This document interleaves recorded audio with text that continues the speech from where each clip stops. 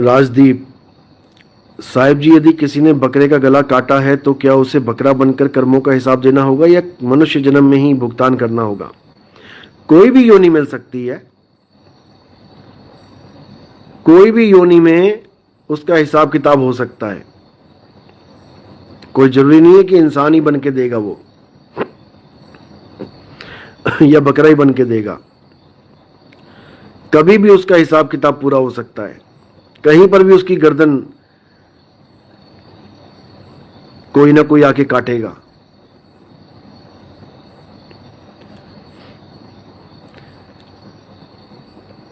परमात्मा मौका सबको देता है, ना सुधरे तो फूटी किस्मत। बिल्कुल सही बात है।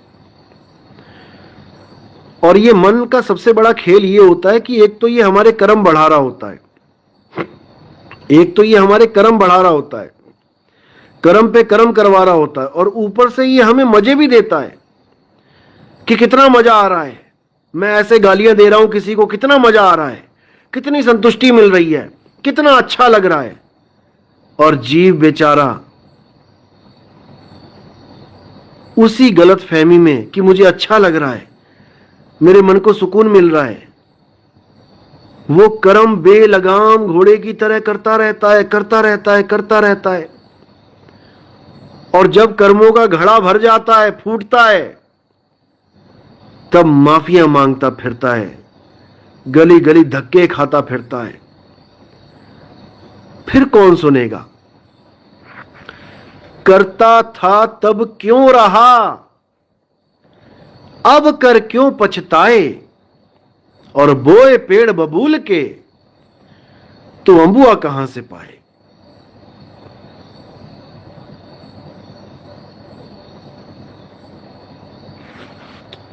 समझ लो इस बात को।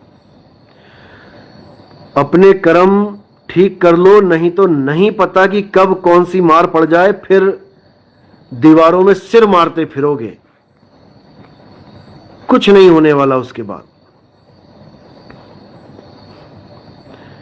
पूरनदास कबीर पंथी, गुरुजी कोटि कोटि बंदगी, सत्यनाम गुरुजी मेरे गुरुजी बढ़िया गद्दी से थे, भिंड के रहने वाले थे। प्रहलाद दास साहिब नाम था, वह 10 वर्ष पहले सतलोकवासी हो गए। आपके सत्संग से पूर्ण अंधकार मिट रहा है। बहुत बढ़िया, बहुत अच्छी बात है। देखो, कोई भी गद्दी है, कोई भी गुरु है, प्रहलाद दास साहिब हैं, ठीक है, अच्छी बात है, बढ़ैया से जुड़े हैं, अच्छी बात है। जितना ज्ञान था बढ़ैया में उतना उन्होंने दे दिया, आपने ले लिया, अच्छी बात है। अब जब आगे का ज्ञान आप समझ रहे हो, बढ़िया गद्दी से आगे का ज्ञान जो आपको समझ में आ रहा है और आपका पूरा अंधकार मिट रहा है, यह भी प्रभु की ही कृपा है, यह भी उस शब्द गुरु की कृपा है, जिस शब्द गुरु से आपको दूर किया गया, जिस शब्द गुरु की जगह देह गुरु को ही सर्वे सर्वा माना गया। शब्द गुरु के नाम पे आपको केवल आ की आवाज पकड़ा दी गई।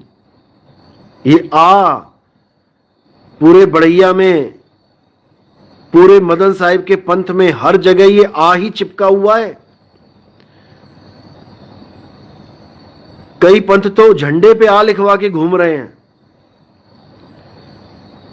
इस आ ने ही बेड़ा गर्क कर दिया है सबका। अब इस आ से आगे का ज्ञान दिया जा रहा है और आपके समझ में आ रहा है तो बहुत अच्छी बात है। वंदना हम उनकी भी कर रहे हैं जिन गुरुओं ने आपको यहां तक पहुंचा दिया। प्रहलाद दास साहिब नाम बताया आपने, उनको भी चरण बंदगी है, जो उन्होंने इतना ज्ञान समझा दिया कि आज आपको नितिन दास का सत्संग समझ में आ रहा है। और केवल आप ही नहीं, हजारों चेले छोड़ के आए हैं उस गद्दियों को। मदन साहिब के पंथ में हजारों चेले छोड़ छोड़ के आए हैं और इस ज्ञान को समझ के, निअक्षर सार शब्द को समझ के यहां पे आके तृप्त हुए हैं।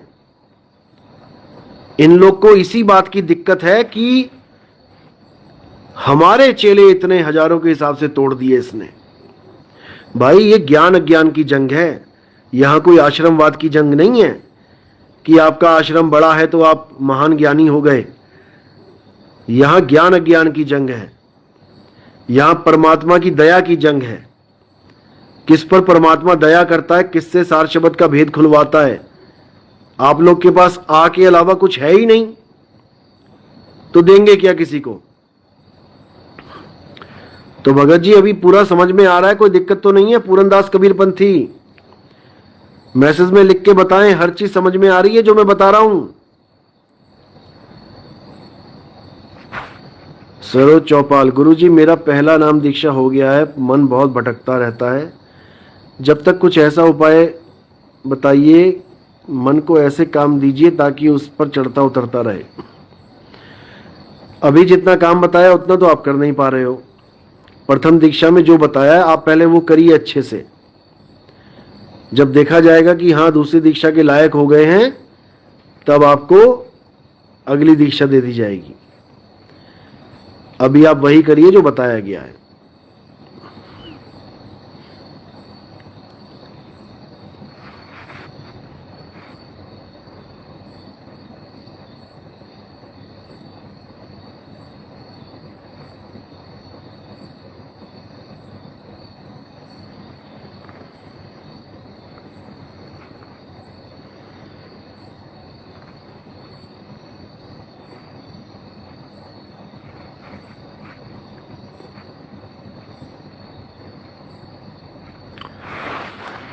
रविंद्र गुप्ता, मन में अच्छे बुरे विचार आना भी क्या कर्म है?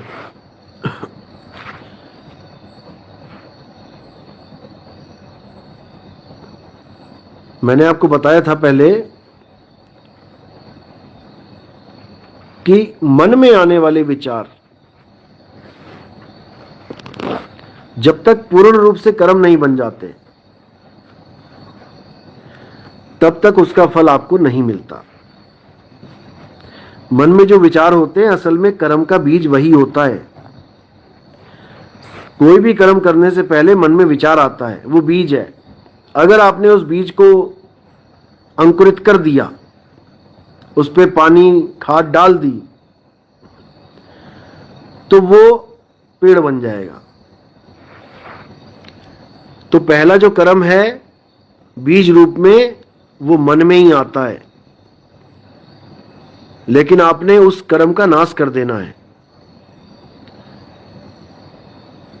यानी विचार आने पर भी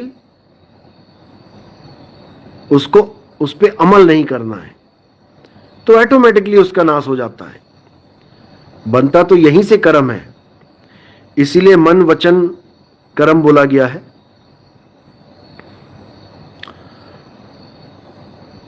प्रियांशी, गुरुदेव जी हम अपने आप को नहीं देख सकते और जो कोई कुछ देख रहा है उसे आत्मज्ञान हुआ ही नहीं। बिल्कुल सही बात है। आत्मज्ञान होने पर एक ऐसी अवस्था बन जाती है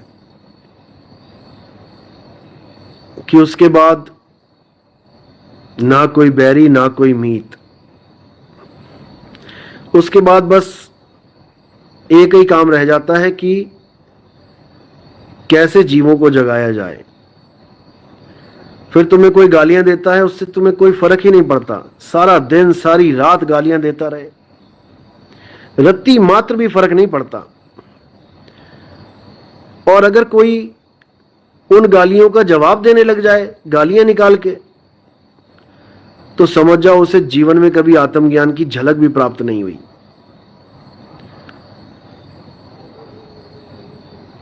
अगर कोई किसी को गाली देता है आत्मज्ञानी को, तो उसको बुरा भी नहीं लगता।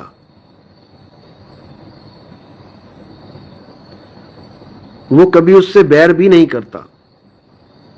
हां, गुरु होने के नाते वो शिष्यों को डांटता जरूर है, क्योंकि ये उसका फर्ज है। अगर वो ये फर्ज नहीं निभाएगा तो वो खुद दोषी हो जाएगा। इसलिए हर गुरु का फर्ज है कि वो अपने शिष्यों को डांटे, उसको सीधे रास्ते पे लेके आए।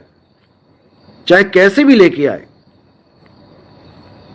लेकिन अगर शिष्य ने कसम खा ली कि मैंने आना ही नहीं है, फिर उसके साथ नाता तोड़ने में भी कोई दिक्कत नहीं है। फिर उससे नाता तोड़ दो, जाने दो जहां जाता है।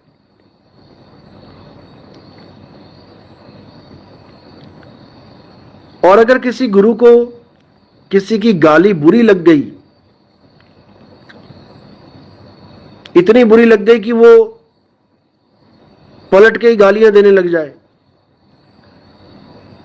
या झूठे मूठे इल्जाम लगाने लग जाए, तो वो गुरु है ही नहीं।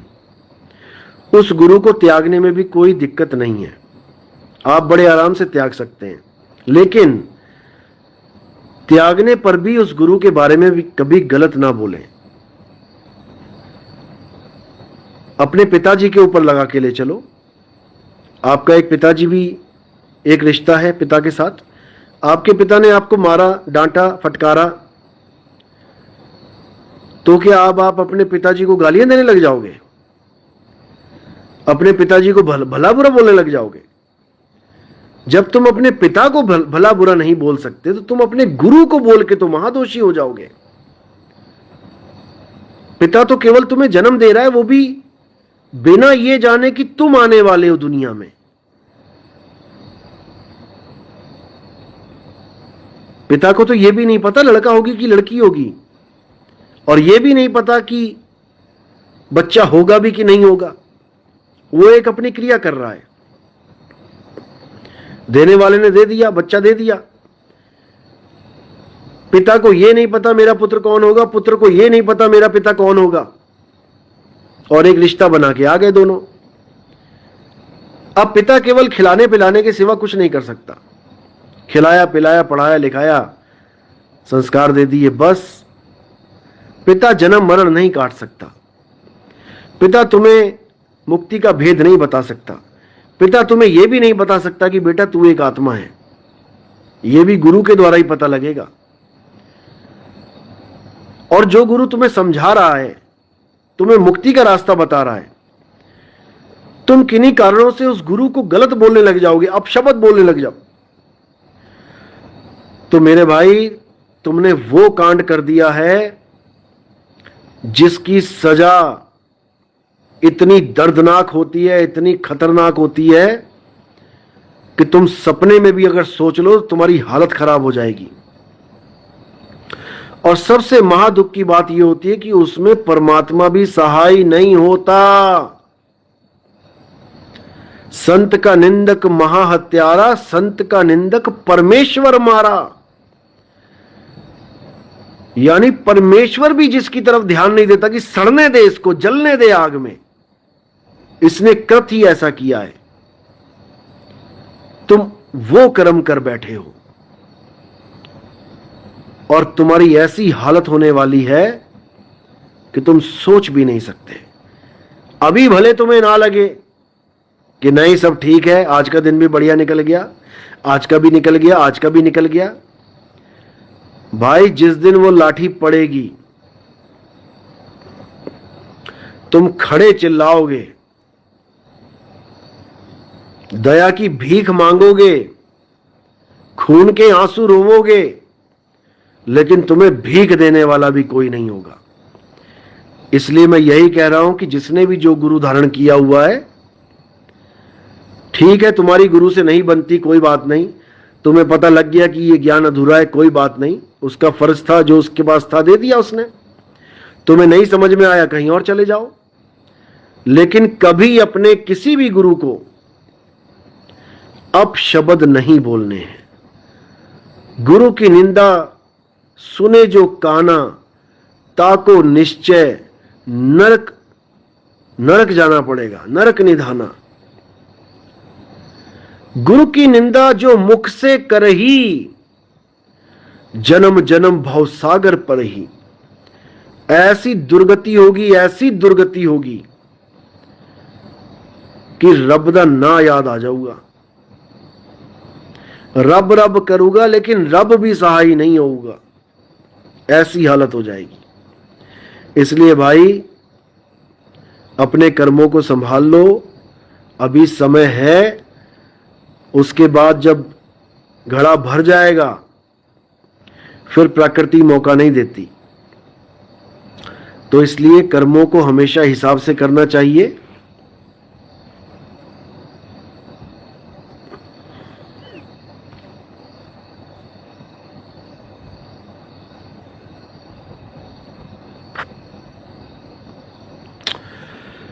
पूरनदास कबीरपंथी, हाँ साहिब जी, सब बात समझ में आ रही है, बहुत बढ़िया।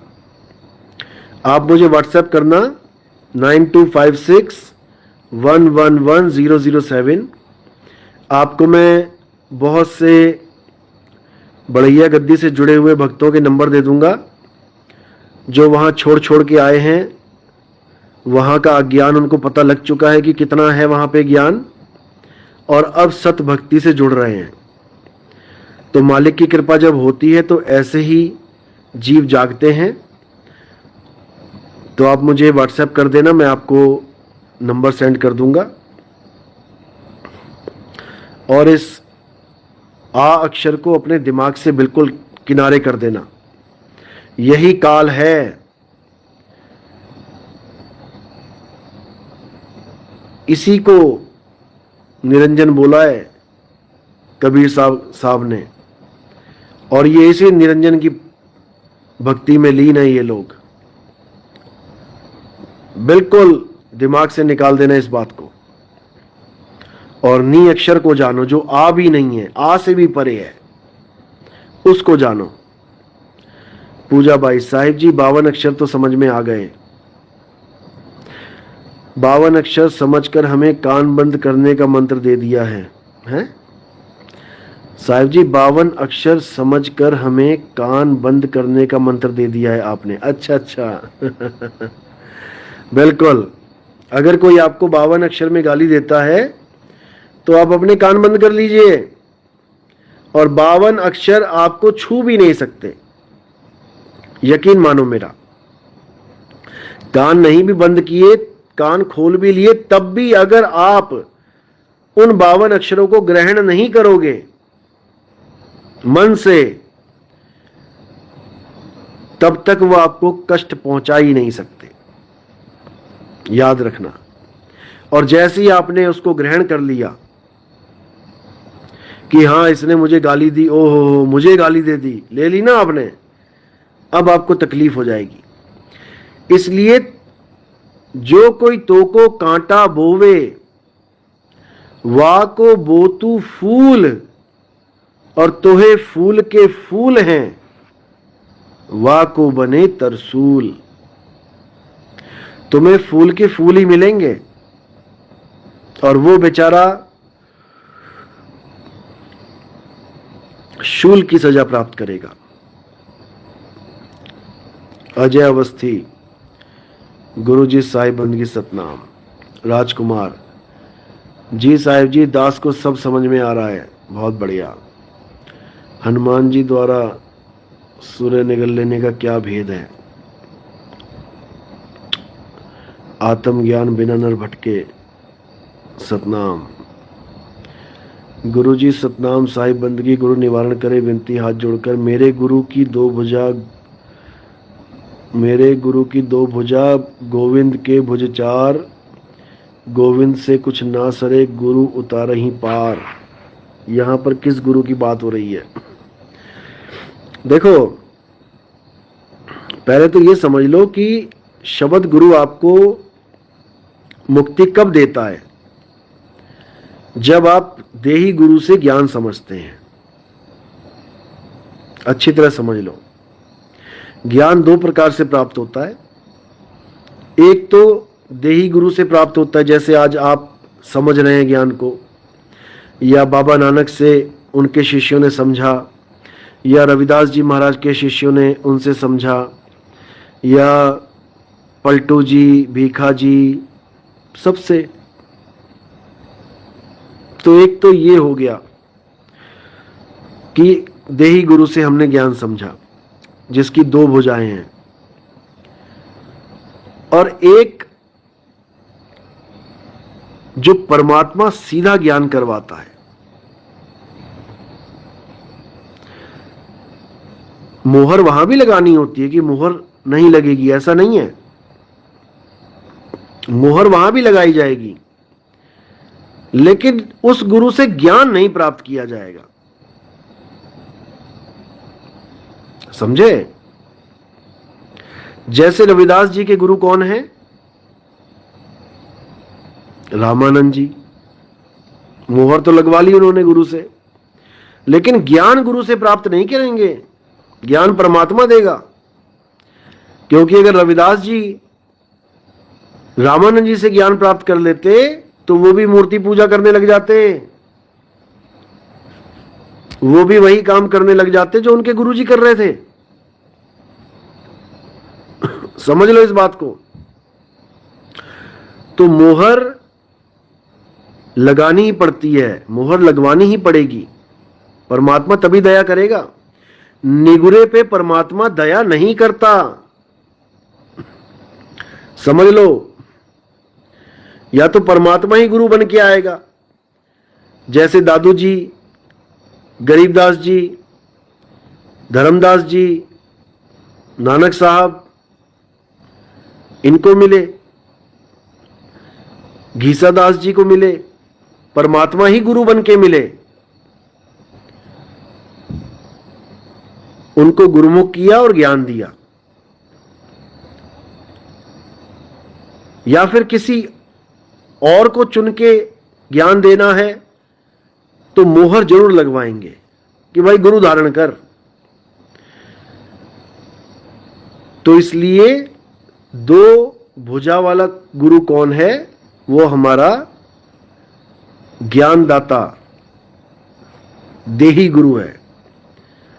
चार भुजा वाले भगवान की बात चल रही है, तो उसमें बोला है कि बिना गुरु के चार भुजा वाले भी आपको पार नहीं कर सकते। तो यहां गुरु की महिमा गाई है। हरि सुमिरे सो वार है और गुरु सुमिरे सो पार। और जो असली चीज है वो लोग कभी समझ नहीं पाते, गुरु के स्वरूप को नहीं जान पाते।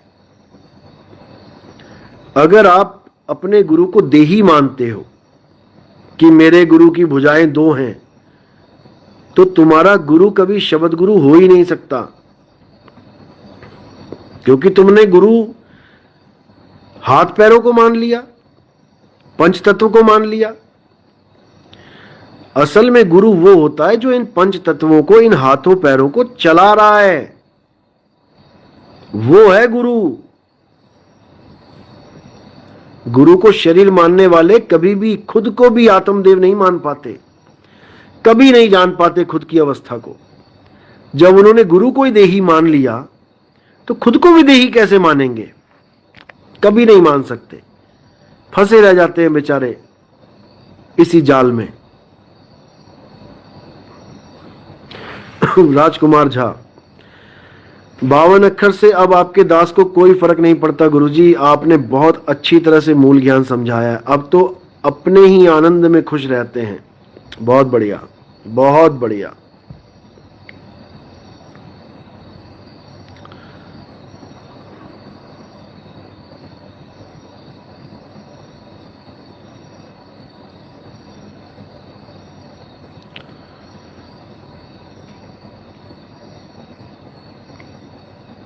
देखो, नशा जो करता है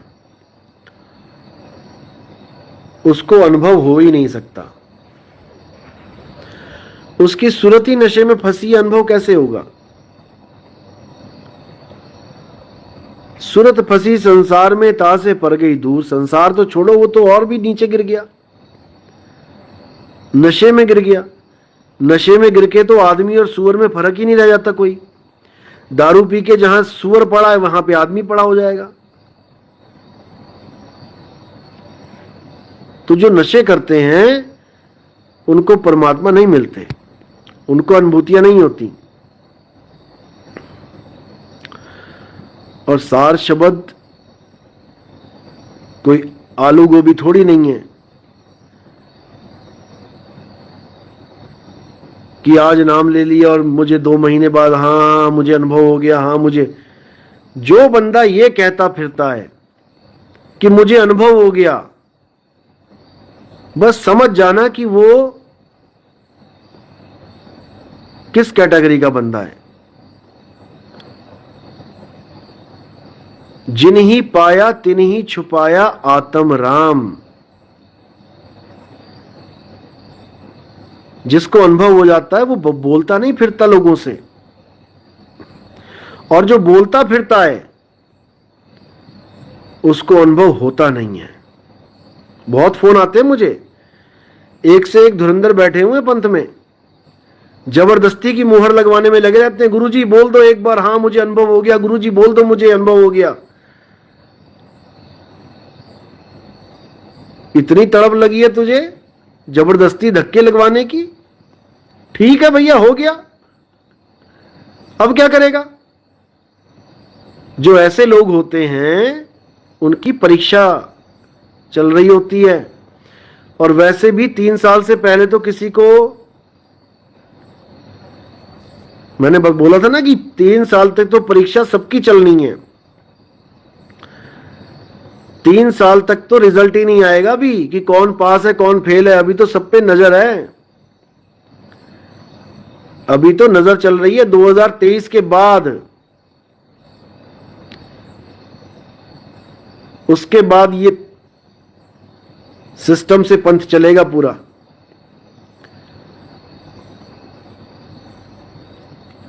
हर बंदे पे नजर है, कौन क्या कर रहा है, किससे क्या बातें कर रहा है, सब घूम के मेरे पास आती हैं, एक एक बंदे की बात।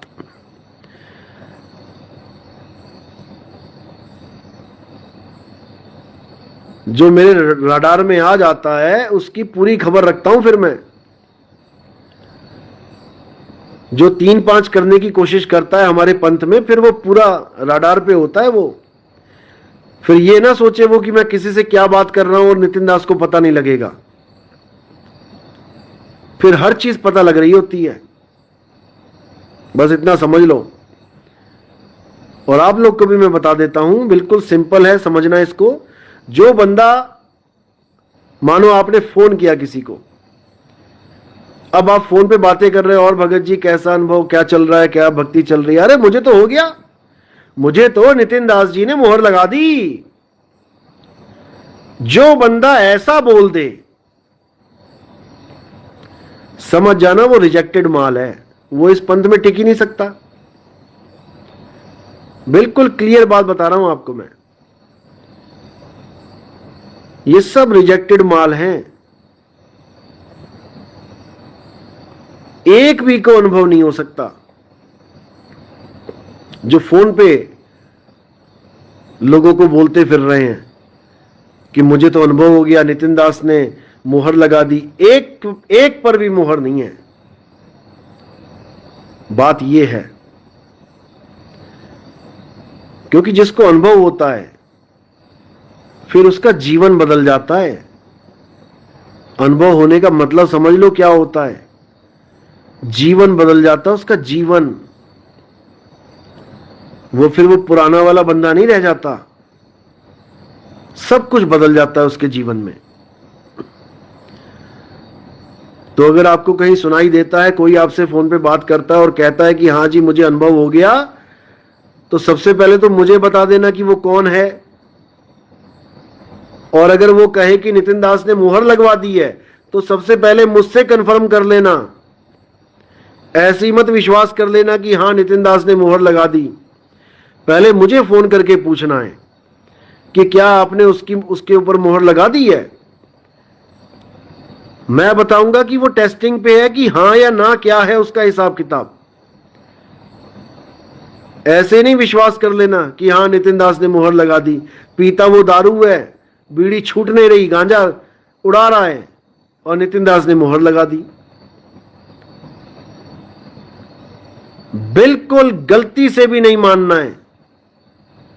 इस पंथ में आने के बाद सबसे बड़ी दिक्कत यही होती है लोगों के साथ, वो अपने आप को महान समझने लग जाते हैं। मैं फिर समझा रहा हूं, इस दुनिया में कोई महान हो ही नहीं सकता। इस दुनिया में केवल एक ही महान है, वो परमपिता परमात्मा है। उसके अलावा अगर कोई महान बनने की कोशिश करता है तो उसका सत्यानाश हो जाता है। ऐसे मोड़ पे लाके जीवन खड़ा कर देता है उसको कि ना मरते में ना जीते में। याद रखना इस बात को। सबसे बड़ा रोग, सबसे जल्दी ये रोग किसको लगता है? जो प्रचार कर रहे होते हैं। उनको लगता है कि लोग मेरी बात सुन रहे हैं, समझ भी रहे हैं, लोग मुझे ही महात्मा समझने लग जाएं, लोग मुझे ही समझने लग जाएं कि हां इसको परमात्मा मिल गया है, मैं ही महान बन जाऊं, मेरे पैरों में हाथ लगाने लग जाएं। जिसके दिमाग में ये चीजें आने लग गईं, समझ जाना कि तुम अब मुक्ति से दूर होते जा रहे हो, अब तुम्हारी दुर्गति होने वाली है। क्योंकि इस दुनिया में तुम पैर छुआने नहीं आए हो। इस दुनिया में तुम दीन बनके, मालिक के भिखारी बनके, उससे दया की अरदास लगा के निकलने आए हो। गुरु समान दाता नहीं और याचक शिष्य समान, तीन लोक की संपदा सो गुरु दीनी दान। गुरु के सामने तुम भिखारी हो, भिखारी। और भिखारी बनकर निकलोगे यहां से। अगर यहां शाहूकार बनने के चक्कर में बैठ गए ना, तो यहीं कीड़े मकोड़े बन के धक्के खाने पड़ेंगे जन्मों जन्म। इतना तुम याद रख लेना।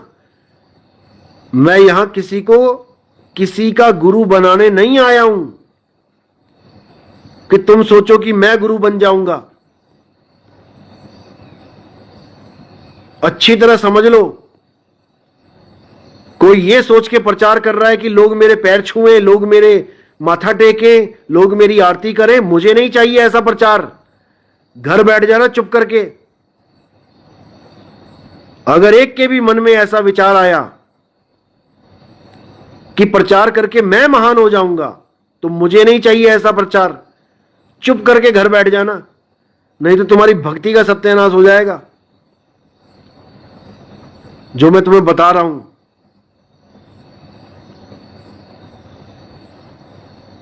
प्रचार करना है परमात्मा का, शब्द गुरु का प्रचार करना है, अपना नहीं करना है कि तुम अपना प्रचार करने लग जाओ।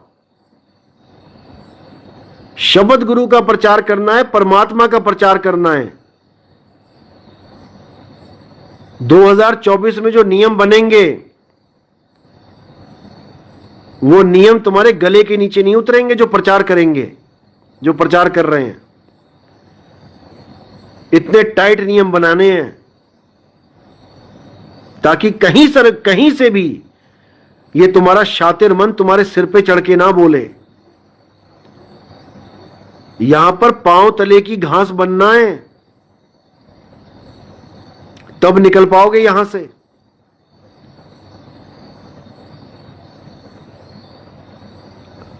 तो इसलिए बिल्कुल अपने मन को कंट्रोल में रखना।